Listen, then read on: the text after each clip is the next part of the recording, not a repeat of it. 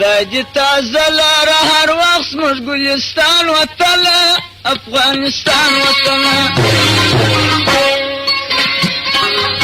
دا دې تازه لاره هر وخت زموږ ګلستان وطنه افغانستان وطنه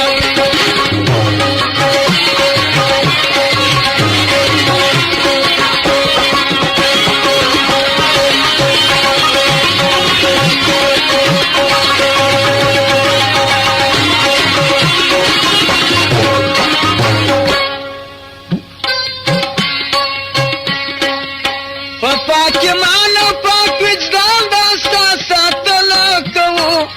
تل دې پالنه کوو